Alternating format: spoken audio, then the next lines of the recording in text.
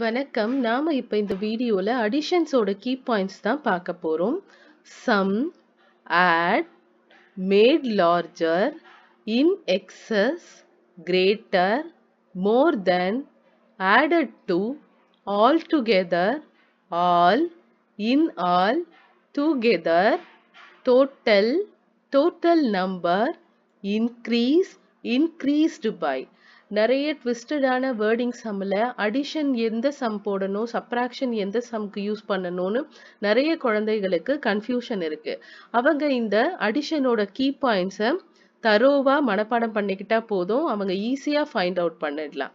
நான் திரும்ப சொல்றேன். Sum, add, made larger, in excess, greater, more than, added to, all together, all, in all, together, total, total number, increase,